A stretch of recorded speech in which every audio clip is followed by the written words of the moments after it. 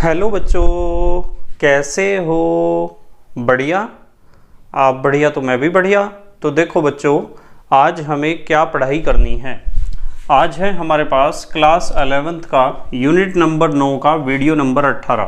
तो बेटे ये 9वीं यूनिट का 18वां वीडियो है और इससे पहले 17 वीडियो आपको प्ले लिस्ट में भी मिल जाएंगे, नीचे डिस्क्रिप्शन में भी मिल जाएंगे और कुछ समय बाद आई बटन में भी लिंक आ जाएगा, जहां आप यूनिट नंबर 9 को पूरा पढ़ सकते हो, समझ सकते हो और अपने सुंदर से नोट्स बना सकते हो, जो एग्ज़ाम में आपकी बहुत ज़्यादा हेल्प करेंगे।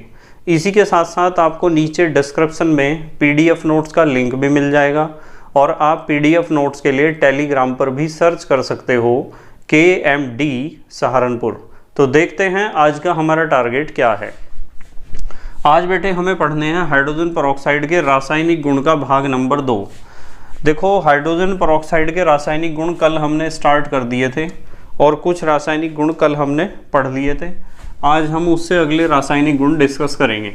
देखो, कल जो हमने H2O2 के रासायनिक गुण पढ़े थे उसमें हमारा मेन अटेंशन था हाइड्रोजन परऑक्साइड की आक्सीकारक प्रकृति या आक्सीकारक गुण के ऊपर। तो हमने कल हाइड्रोजन परऑक्साइड का आक्सीकारक गुण पढ़ा था, ठीक है। और एक तो हमने पढ़ा था कि हाइड्रोजन परऑक्साइड किस तरीके से अपघटित होता है और दूसरे नंबर पे पढ़ा था आक्सीकारक गुण। आक्सीकारक गुण में हमने अलग अलग माध्यमों में आक्सीकारक गुणों को एक्सप्लेन किया था, ठीक है, जैसे अम्लीय माध्यम में, क्षारीय माध्यम में और उदासीन माध्यम में। तो आज हमें स्टार्ट करना है हाइड्रोजन परऑक्साइड का अपचायक गुण या अपचायक प्रकृति। तो आप रासायनिक गुणों में हेडिंग नंबर 3 लिखोगे अपचायक प्रकृति या अपचायक गुण भी लिख सकते हो आप। तो हाइड्रोजन परऑक्साइड एक आक्सीकारक तो होता ही है, पर आक्सीकारक होने के साथ साथ हाइड्रोजन परऑक्साइड एक अच्छा अपचायक भी होता है। कैसे होता है देखो मैं बताता हूँ। ये जो हाइड्रोजन परऑक्साइड है ना H2O2, ये H2O2 किसी से भी ऑक्सीजन ले सकता है, नवजात ऑक्सीजन, और ऑक्सीजन लेकर बदल जाता है H2O+O2 में। देखो, इसे एक ऑक्सीजन तो छोड़ना है और एक यहाँ से ले लिया, O2 बन गया। और जब ऑक्सीजन इसने यहाँ से छोड़ दिया तो ये अपने आप किस में बदल जाएगा, H2O में। तो हाइड्रोजन परऑक्साइड किसी से भी ऑक्सीजन लेगा और किस में बदल जाएगा, H2O और ऑक्सीजन में। तो जिससे भी वो ऑक्सीजन को छीन लेगा, उसने जिससे भी ऑक्सीजन को छीना है उसका तो अपचयन ही होगा ना, ठीक है। उसका क्या कर देगा ये, अपचयन। जैसे आप हेडिंग नंबर A लिख सकते हो, उसका पहला एग्जाम्पल, सिल्वर ऑक्साइड का सिल्वर में अपचयन। ये सिल्वर ऑक्साइड है Ag2O, सिल्वर ऑक्साइड का सिल्वर में अपचयन। तो ये सिल्वर ऑक्साइड को सिल्वर में अपचयित कर देता है। सिल्वर ऑक्साइड को किस में अपचयित कर देता है, सिल्वर में। कैसे, देखो, ये सिल्वर ऑक्साइड है Ag2O और इसके साथ जब आप हाइड्रोजन परऑक्साइड की क्रिया कराओगे H2O2 की, तो ये क्या करेगा, इसके ऑक्सीजन को अपने पास ले लेगा। जब ऑक्सीजन इसने छीन लिया तो ये क्या बचा, 2Ag प्लस H2O2 जब ऑक्सीजन को ग्रहण करेगा तो ये वाला रिएक्शन होगा, क्या बनेगा, H2O+O2। तो सिल्वर ऑक्साइड में यदि आप सिल्वर का ऑक्सीडेशन नंबर देखोगे तो +1 है। देखो, -1 -2 होता है ना ऑक्सीजन का -2 है, तो -2 को कैंसिल करने के लिए इन दोनों को +2 होना पड़ेगा। तो हर एक का ऑक्सीडेशन नंबर कितना हो जाएगा, +1, क्योंकि दोनों का मिला के +2 है तो एक Ag का तो +1 होगा और यहाँ Ag अकेला, तो यहाँ ऑक्सीकरण संख्या कितनी है इसकी, 0। तो यहाँ Ag की ऑक्सीकरण संख्या +1 से कितनी हुई, 0 हुई। और यदि +1 से 0 होती है तो ऑक्सीकरण संख्या घट रही तो क्या हो रहा, अपचयन, ठीक है। तो इसका मतलब हाइड्रोजन परऑक्साइड ने सिल्वर ऑक्साइड का सिल्वर में अपचयन कर दिया है। उसके बाद देखो B, और एग्जाम्पल बताता हूँ। O3 का O2 में अपचयन, ये O3 को यानी ओजोन को ऑक्सीजन यानी डाई ऑक्सीजन में बदल देता है, ठीक है। कैसे, देखो, O3 है जब ये हाइड्रोजन पेरोक्साइड के साथ रिएक्शन करता है H2O2 के साथ, तो यहाँ से एक ऑक्सीजन छीन लेता है हाइड्रोजन पेरोक्साइड, तो ये तो रह जाता है O2। और हाइड्रोजन पेरोक्साइड जब एक ऑक्सीजन छीन लेगा तो अपने आप किस में बदल जाएगा, H2O प्लस O2 में। देखो हाइड्रोजन पेरोक्साइड जब भी किसी से ऑक्सीजन छीनता है तो H2O प्लस O2 में कन्वर्ट हो जाता है। अब देखो C, PbO2 लेड डाइऑक्साइड का PbO में अपचयन।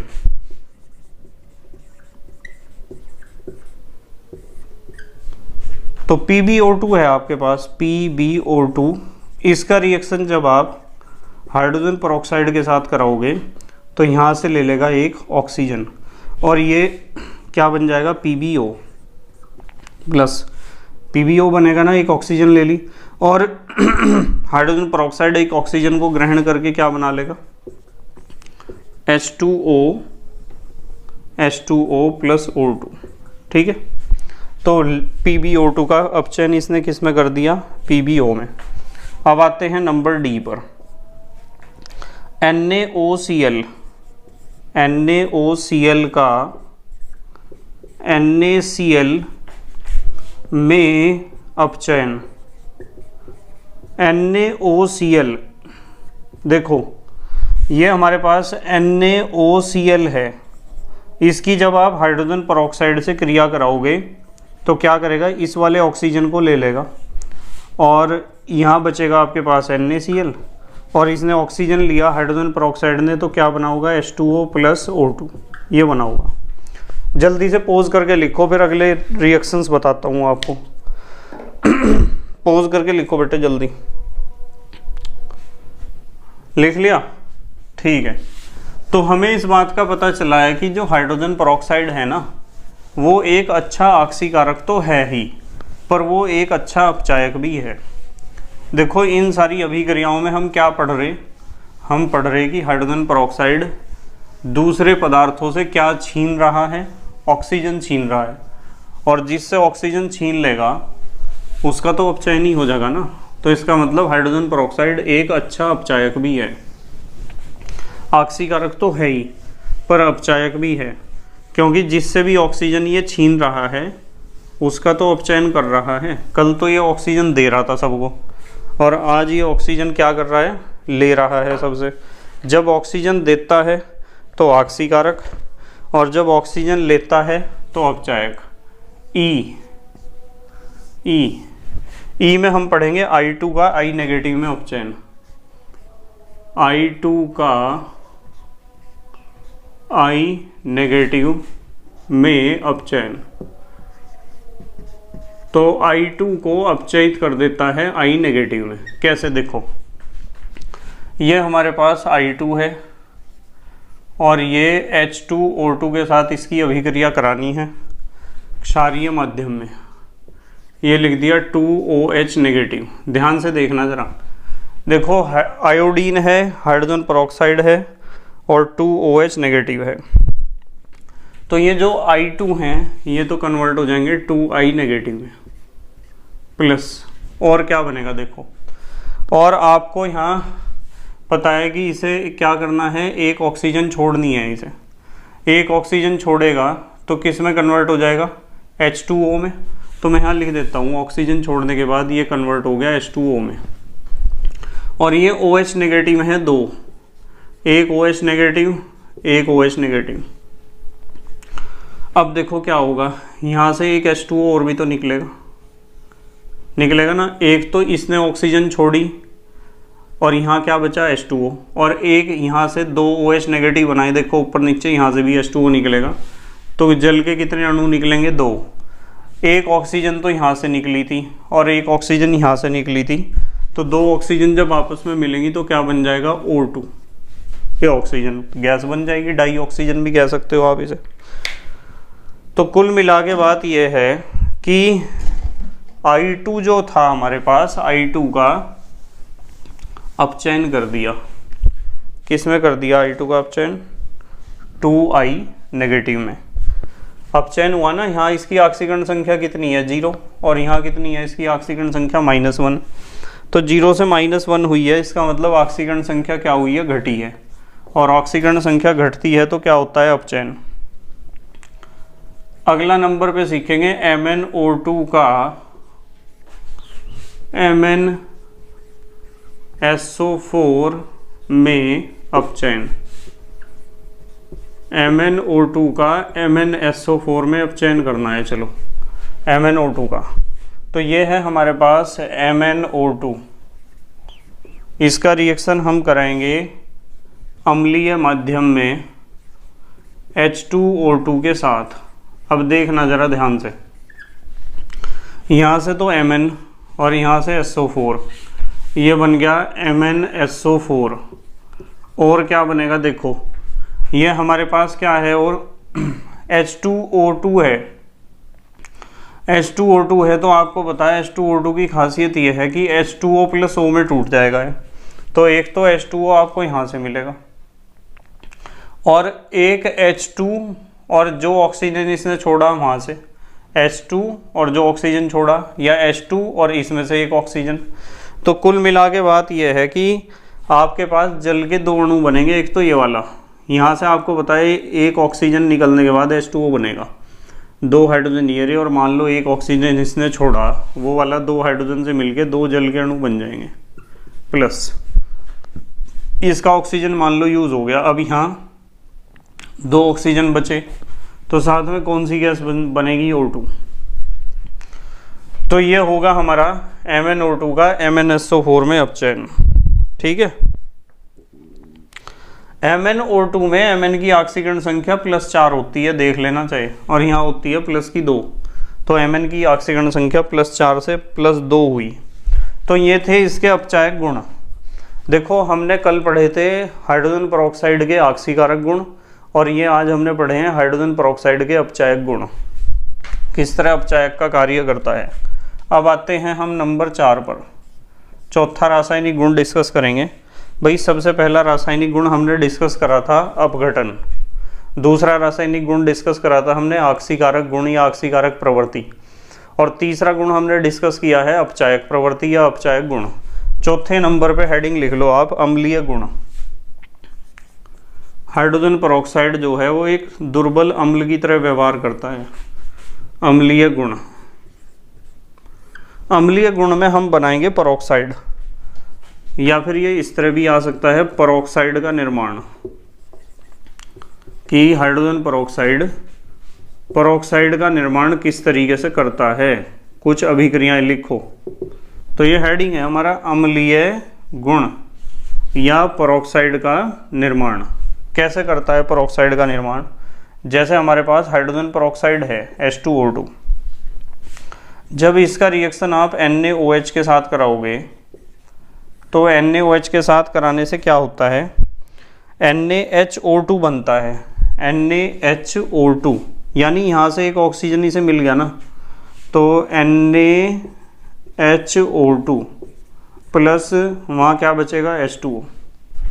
देखो हमें पता है कि हाइड्रोजन परऑक्साइड की आदत ऑक्सीजन देने की भी है, ऑक्सीजन लेने की भी। तो ऑक्सीजन इसने जब यहाँ दिया तो NaHO2, ये तो सोडियम हाइड्रो ऑक्साइड, इसे मैं कह सकता हूँ sodium hydro peroxide. Extra oxygen को कहते हैं परऑक्साइड, ध्यान रखना, एक्स्ट्रा ऑक्सीजन को क्या कहते हैं, परऑक्साइड। तो अम्लीय गुण कैसे पता चला, यहाँ अम्लीय गुण ऐसे पता चला कि हाइड्रोजन परऑक्साइड ने NaOH से क्रिया करी, यानी क्षार के साथ जो क्रिया करता है उसे तो मैं अम्ल ही मान के चलूंगा ना। तो ये अम्ल है क्योंकि इसने क्षार से क्रिया करी और परऑक्साइड का निर्माण करा। देखो NaOH होता तो सोडियम हाइड्रो ऑक्साइड होता, यह है सोडियम हाइड्रो परऑक्साइड। ठीक है, जैसे H2O2 है और इसका रिएक्शन यदि आपने 2NaOH के साथ करा दिया ना, 2NaOH के साथ इसका रिएक्शन करा दो आप, तो 2NaOH के साथ रिएक्शन कराओगे तो 2 तो Na ये वाले और 2 O2 ये वाले। ठीक है, तो मैं यहाँ लिख देता हूँ Na2O2। ठीक है, Na2O2 बनेगा, सोडियम परऑक्साइड है इसका नाम, और साथ में एक तो H2O यहाँ से बचेगा, आपको पता है ऑक्सीजन छोड़ दी इसने, और यहाँ जो आपके पास 2 OH हैं, इन 2 OH में से भी तो एक क्या निकलेगा, H2O, तो 2 निकलेंगे जल के अणु। ठीक है, 2 निकलेंगे जल के अणु। उसके बाद यदि आप मतलब यहाँ भी इसने क्षार के साथ क्रिया करी तो अम्लीय तो है ही, अम्लीय गुण तो है ही इसका। यहाँ से इसने इसे ऑक्सीजन दी। Na2CO3 है, सोडियम कार्बोनेट, ये एक क्षारीय लवण है। इसकी रिएक्शन यदि आप H2O2 के साथ कराओगे, हाइड्रोजन पेरोक्साइड के साथ, तो हाइड्रोजन पेरोक्साइड के साथ रिएक्शन कराने से क्या होगा, यहाँ भी आपको Na2O2 बन जाएगा। यहाँ Na2O2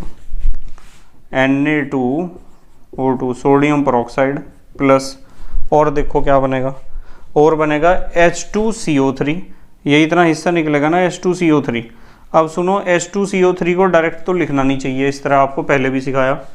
H2CO3 को ऐसे लिखना चाहिए, H2O प्लस CO2, ऐसे, क्योंकि वो अस्थायी होता है ना, टूट जाता है एकदम। यदि आपके पास बेरियम हाइड्रोक्साइड है BaOH का होल ट्वाइस, और इसका रिएक्शन आपने H2O2 से करा दिया, तो आपके पास बनेगा BaO2। ये लिख दिया मैंने, BaO2, बेरियम पेरोक्साइड बनेगा, प्लस 2 ही H हैं और 2 ही OH हैं, 2 ही H हैं 2 ही OH हैं, तो 2 बन जाएंगे जल के अणु, 2H2O। ठीक है, तो ये यहाँ हमारी दोनों बातें स्पष्ट हुई हैं। एक तो अम्लीय गुण इसलिए है क्योंकि क्षार के साथ अभिक्रिया कर रहा है या क्षारीय लवणों के साथ अभिक्रिया कर रहा है, और पेरोक्साइड का निर्माण कर ही रहा है, या पेरोक्साइड बन रहे सारे। आपको पता है पेरोक्साइड माने एक्स्ट्रा ऑक्सीजन। जल्दी से पोज करके लिखो, फिर अगले गुण बताता हूँ आपको। पोज करके लिखो बेटे, जल्दी लिख लिया? ठीक है, तो हमारे हाइड्रोजन पेरोक्साइड के कितने रासायनिक गुण हुए? 4 रासायनिक गुण तो हमने कर लिए। अब हम इसके बाद पढ़ेंगे 5वां रासायनिक गुण।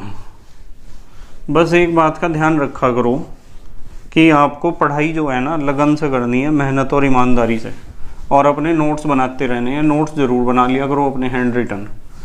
और हाँ, एक बात और भी है, एक बात ये है कि जब कोई आदमी काम करता है ना, जैसे आप पढ़ाई कर रहे हो बहुत ज़्यादा, या फिर कोई भी आदमी किसी भी काम में लगा हुआ है, फॉर एग्ज़ाम्पल मैं तुम्हारा कोर्स पूरा करने में लगा हुआ हूँ, तो जब बहुत सारा काम हम करते हैं ना, तो कोई ना कोई गलती हो जाती है हमारे से। गलतियाँ उससे ही होती हैं जो काम करता है। जो काम नहीं करता है, सिर्फ लोगों का ऑब्जर्वेशन करता है, प्रेक्षण करता है, उससे गलतियाँ कहाँ हो जाएंगी? गलतियाँ प्रेक्षण करने वाले से कभी नहीं होती, जो आपको चेक कर रहा। गलतियाँ करने वाले से ही होती है। जो काम करता है वही गलतियाँ करेगा, और जो काम ही नहीं करता वो कहाँ की गलती कर लेगा? कुछ भी नहीं गलती करने का। तो जब हम बहुत सारा काम करते हैं तो कुछ ना कुछ मिस्टेक हो जाती हैं। ठीक है, जैसे मान लो मैं आपको रासायनिक अभिक्रियाएं लिखवा रहा, और जल्दबाजी में मैंने उस रासायनिक अभिक्रिया को चेक नहीं करा कि वो सही है या नहीं है, माने संतुलित है या नहीं है। तो इस तरह की छोटी मोटी मिस्टेक्स होती रहती हैं।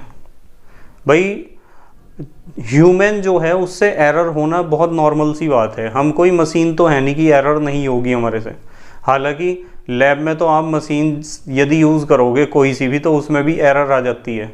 ठीक है, पढ़ते हो ना प्रतिशत त्रुटि, फिजिक्स में पढ़ते हो ना प्रतिशत त्रुटि।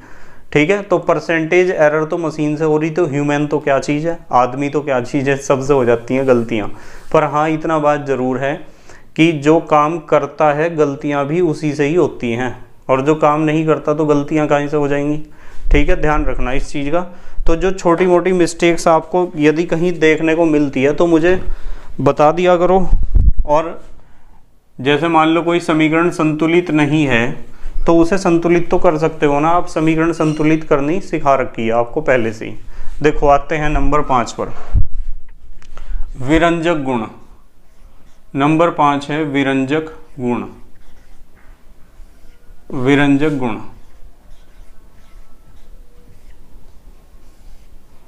विरंजक गुण, विरंजक कहते हैं रंग उड़ाने को।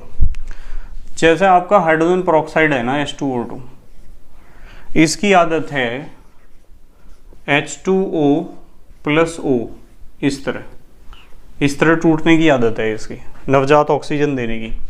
अब यदि आपके पास कोई रंगीन पदार्थ है, रंगीन पदार्थ,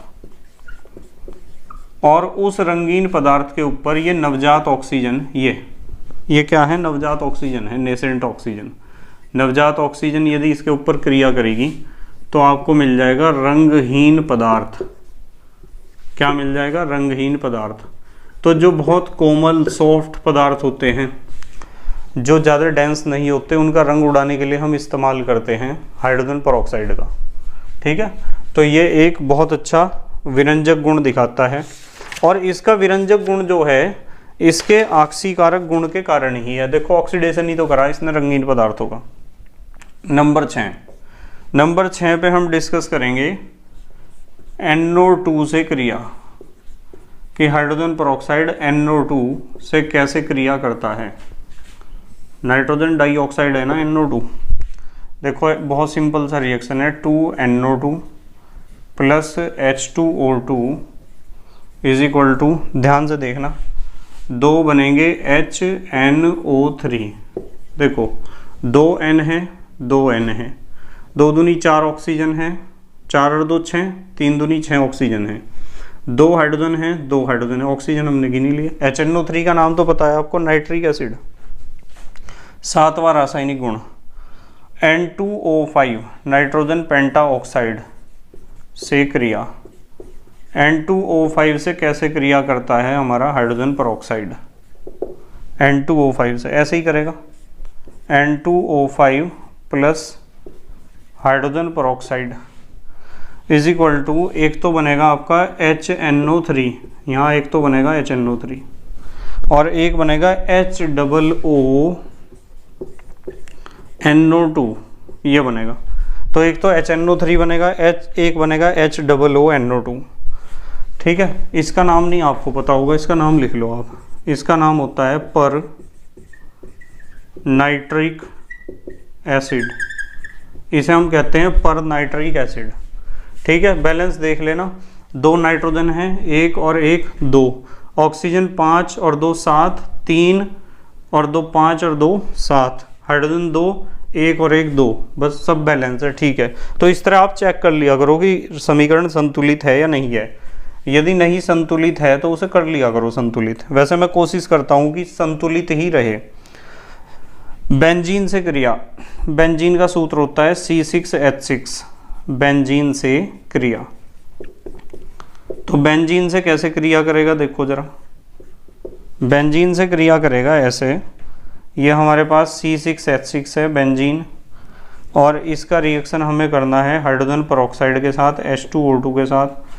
तो क्या होगा, इसे ऑक्सीजन देगा ना ये, तो ये बन जाएगा C6H5OH, ऑक्सीजन दिया, H तो ये थे ही 6 इसके पास, और यहाँ क्या बचेगा H2O, इसे कहते हैं हम फिनॉल।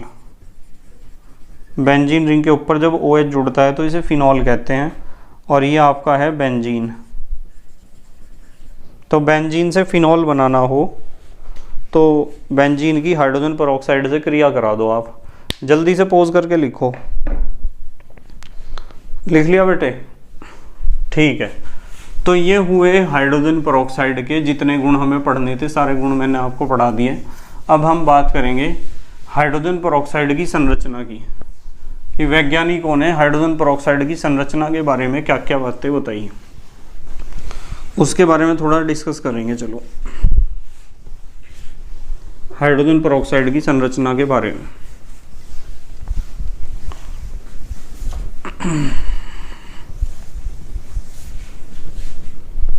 करें डिस्कस। एक हेडिंग लिख लो, हेडिंग लिखो H2O2 हाइड्रोजन परऑक्साइड की संरचना।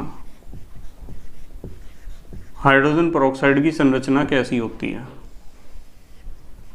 हाइड्रोजन परऑक्साइड की संरचना के बारे में सबसे पहले एक वैज्ञानिक थे जिनका नाम था किंगजेट। किंगजेट था उनका नाम, और इन्होंने बताया था सबसे पहले कि हाइड्रोजन परऑक्साइड की संरचना कैसी होती है। इन्होंने कहा था कि हाइड्रोजन पर ऑक्साइड H2O2 की संरचना ऐसी होती है, HO कोऑर्डिनेट बॉन्ड O, ऐसी। फिर उसके बाद एक वैज्ञानिक आए बेयर, बेयर कह दो या किसी किसी किताब में लिखा हुआ है बायर। बायर ने कहा कि हाइड्रोजन पर ऑक्साइड की संरचना ऐसी होती है, ऐसी HOOH।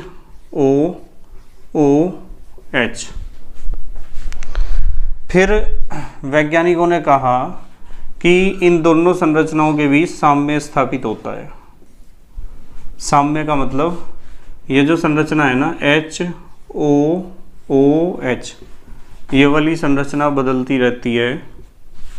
इस संरचना में HO कोऑर्डिनेट बॉन्ड, और ये वाली संरचना इसमें, ये दोनों आपस में बदलती रहती हैं। जैसे यूँ मान लो कि ये एक दूसरे के क्या हैं, चलावी अभी। पर उसके बाद फिर दो वैज्ञानिक आए, जिनमें से एक का नाम था रेंडल और एक का नाम था अब्राहम। रेंडल और अब्राहम ने कहा कि H2O2 की संरचना जो है ना वो खुली किताब जैसी है, खुली किताब, ओपन बुक स्ट्रक्चर। इन्होंने कहा कि खुली किताब जैसी संरचना हाइड्रोजन परऑक्साइड की है। कैसी है देखो मैं बताता हूँ। उन्होंने कहा था कि भाई यहाँ तो आपका जो है ऑक्सीजन है, और यहाँ ऑक्सीजन है, और यहाँ हाइड्रोजन है, और यहाँ हाइड्रोजन है, ऐसी संरचना है। अब आप कह रहे होगी कि सर इसमें तो खुली किताब हमें नज़र नहीं आ रही कहीं। तो खुली किताब ऐसी है, देखो मैं बताता हूँ।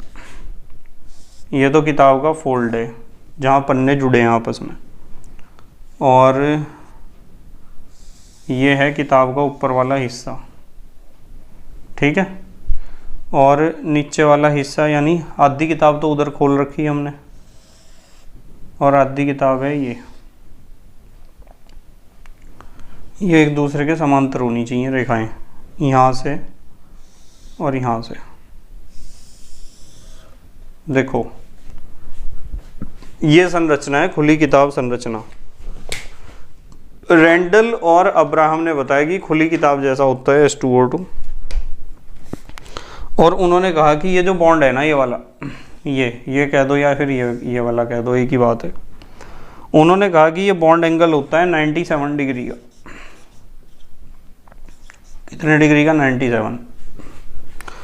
और ये वाला ये होता है 94 डिग्री का, ऐसा उन्होंने बताया। मतलब खुली किताब का जो कोण है वो 94 डिग्री का है सामान्य रूप से। पर यदि आप हाइड्रोजन परऑक्साइड को गैसीय अवस्था में, देखो यहाँ लिख देता हूँ, गैसीय अवस्था में यदि हाइड्रोजन परऑक्साइड आपका गैसीय अवस्था में है तो ये दोनों कोण बदल जाएंगे भाई। मतलब जो ये OOH का बॉन्ड है, OOH बॉन्ड एंगल, ये भी चेंज हो जाएगा। और ओपन बुक का जो एंगल है वो भी चेंज हो जाएगा, ये वाला जो किताब के पन्नों के बीच का एंगल है। यदि आपकी गैसीय अवस्था में है तो जो OOH का जो बॉन्ड एंगल है वो हो जाएगा 97 डिग्री। कितना हो जाएगा? 97 तो नॉर्मल था ही, वो हो जाएगा 94.8 डिग्री। 94.8 डिग्री तो ये हो जाएगा, ये वाला एंगल, ये जो 97 डिग्री था। और ये हो जाएगा, ये वाला हो जाएगा 111.5 डिग्री। ऐसा तब होगा जब आपका हाइड्रोजन परऑक्साइड कौन सी अवस्था में होगा? गैसीय अवस्था में। और यदि वो है ठोस अवस्था में, ठोस क्रिस्टल के रूप में, ठोस अवस्था में, ठोस अवस्था में भी ये दोनों एंगल चेंज हो जाएंगे। कौन कौन से? एक तो OOH बॉन्ड एंगल, और एक ओपन बुक एंगल, ये दोनों चेंज हो जाएंगे, ठीक है। इसमें ठोस अवस्था में जो बॉन्ड एंगल है वो तो हो जाएगा 101.9 डिग्री का, 101.9 डिग्री का। और जो ओपन बुक का एंगल है वो हो जाएगा 90.2 डिग्री का, 90.2 डिग्री, इस तरह। तो ये थोड़ा सा ध्यान रखना है, इसके बारे में क्वेश्चन आ जाता है। ठीक है, ये हो गया हमारा हाइड्रोजन पेरोक्साइड की संरचना। जल्दी से पोज करके लिखो आप जल्दी, फिर मैं अगली बात बताता हूँ इसके बारे में। लिख लिया बेटे? ठीक है। हाइड्रोजन पेरोक्साइड की संरचना के बाद हम बात करेंगे अब कि हाइड्रोजन पेरोक्साइड का आप परीक्षण या टेस्ट कैसे कर सकते हो लैब में, कि ये हाइड्रोजन पेरोक्साइड है या नहीं है। इसे टेस्ट करने का क्या तरीका है कि ये हाइड्रोजन पेरोक्साइड है या नहीं है। ठीक है।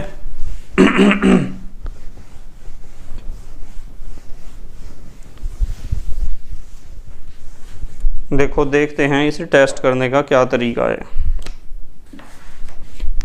एक हेडिंग लिखेंगे हम, हेडिंग लिखेंगे H2O2 के परीक्षण।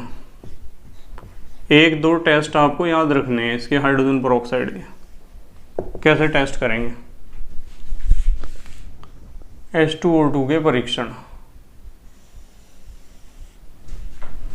नंबर 1, पहला तरीका, आप हाइड्रोजन पेरोक्साइड लो, ये हाइड्रोजन पेरोक्साइड है, और इसे मिलाओ पोटेशियम आयोडाइड के विलयन में।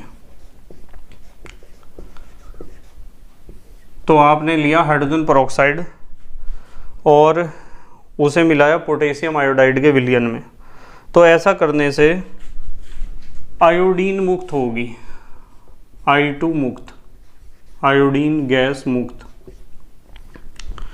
और ये जो आयोडीन गैस मुक्त हुई है, इस आयोडीन गैस को स्टार्च आयोडाइड के पेपर पर यदि आप प्रवाहित करोगे, इसे प्रवाहित करना है किसके ऊपर? स्टार्च आयोडाइड, स्टार्च आयोडाइड के पेपर पर, के पेपर पर प्रवाहित करना है। ठीक है। जब पेपर पर प्रवाहित करोगे तो पेपर का रंग कैसा हो जाएगा? नीला। पेपर नीला हो जाता है, बस ये तो लिख ही लोगे। मैंने आपको बताया हाइड्रोजन पेरोक्साइड की क्रिया पोटेशियम आयोडाइड विलयन से कराने पर I2 मुक्त होगी। I2 को आप प्रवाहित करोगे स्टार्च आयोडाइड के पेपर पर, पेपर का रंग कैसा हो जाएगा? नीला। इससे पता चलता है कि आपने जो पदार्थ लिया है ना, ये हाइड्रोजन पेरोक्साइड ही है। नंबर 2, दूसरा टेस्ट, आपके पास K2Cr2O7 का अम्लीय विलयन होना चाहिए, का अम्लीय विलयन। पोटेशियम डाइक्रोमेट का अम्लीय विलयन ले लिया आपने, प्लस इसमें आपने मिलाया ईथर, ईथर मिलाया, ईथर ROR, और फिर मिलाया हाइड्रोजन पेरोक्साइड। ईथर मिलाया, हाइड्रोजन पेरोक्साइड मिलाया। ऐसा करने से CrO5 बनेगा। ठीक है।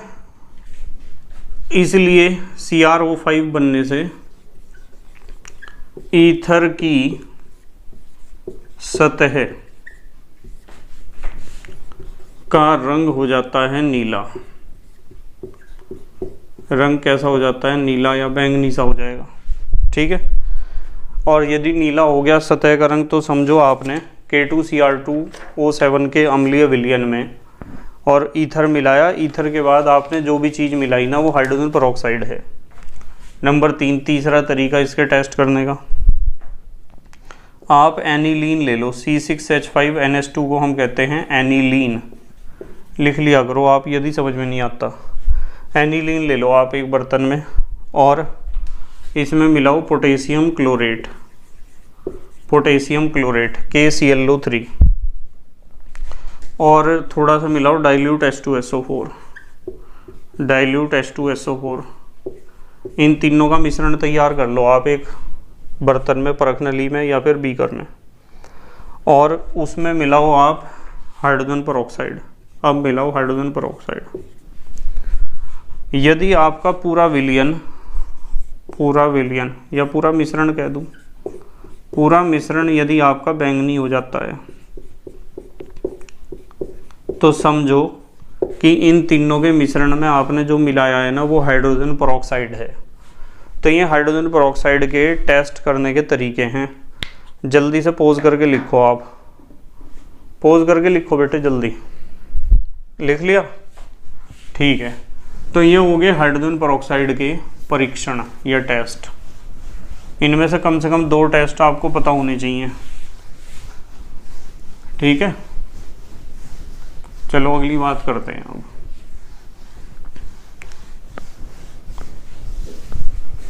अब हम बात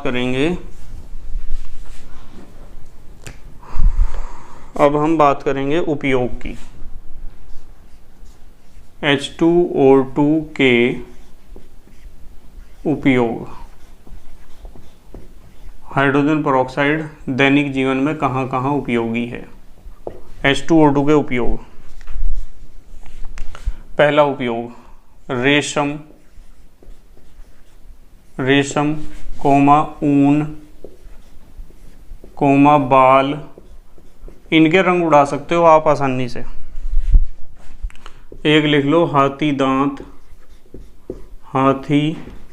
दांत का रंग उड़ाने में, तो इनका रंग उड़ाने में प्रयोग किया जाता है विरंजक के रूप में। नंबर 2, जो आपके पुराने तेल चित्र होते हैं ना, पुराने तेल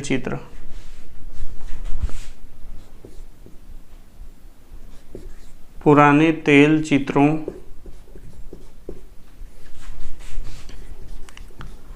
को चमकदार बनाने में, पुराने तेल चित्रों को चमकदार बनाने में प्रयोग किया जाता है इसका। कैसे, देखो मैं बताता हूँ। पुराने तेल चित्र में जो आपका पेंट है ना वो लेड सल्फाइड में बदल जाता है, में काले पड़ जाते हैं।